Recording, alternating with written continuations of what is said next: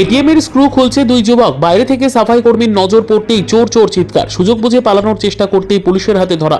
হইচই পড়ে গেল দুর্গাপুরের নিউ টাউনশিপ থানার বিধাননগর ফাঁড়ির উল্টো প্রান্তে এডিডিএ মার্কেটে। জানা গিয়েছে, নিউ টাউনশিপ থানার বিধাননগর ফাঁড়ির উল্টো দিকে এডিডিএ মার্কেটের একটি বেসরকারি ব্যাংকের এটিএম রয়েছে।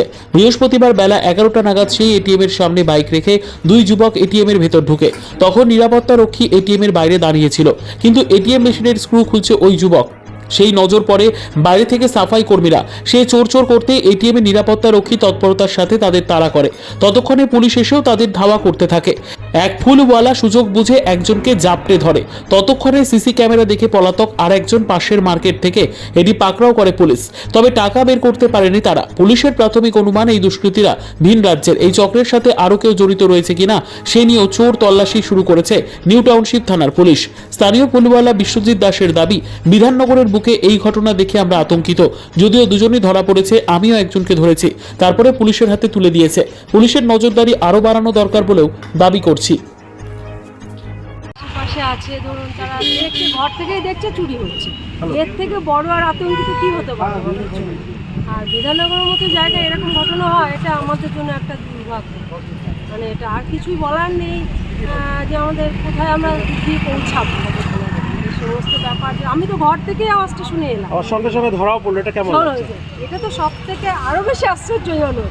মানে এটা একদম, এটা আমাদের কাছে আরো তৎপর ছিল সব, একদম যে সচেতন।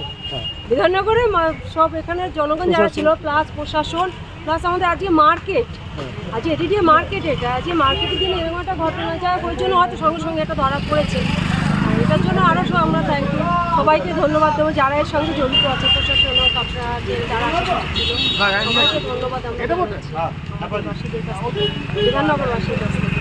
তবে হ্যাঁ, এটা নিয়ে আমরা খুবই আতঙ্কিত, কারণ এটা ধরুন আজকে একটা জনগণের করতে হচ্ছে। দুপুরবেলা হয়তো কেউ অন্তত থাকেই না, তার মধ্যে সিকিউরিটি নেই, আমাদের কিন্তু অত্যন্ত কোনো সিকিউরিটি নেই। সেই জায়গা থেকে আমরা তো পুরোপুরি আতঙ্কের মধ্যে থাকবোই সবসময়। তবে হ্যাঁ, আমাদের বিধাননগর ফাঁড়ি যেটা আছে, প্রশাসনের যে ব্যবস্থা, এটা ভীষণই ভালো, এবং আমরা তাদের সাথে সবসময় সব সহযোগিতা। আপনার নাম? আপনার নাম? আমার নাম চন্দনা ঘোষ। চন্দনা ঘোষ। ঘোষ। ওরা এটিএম লুট করছিল, দৌড়ে পালাচ্ছিল, তা ওদেরকে কটার সময় ঘটনাটা ঘটে? 10:30। আচ্ছা, মানে আপনি কোথায় ছিলেন তখন দোকানে ছিল। তো দোকানে ছিল।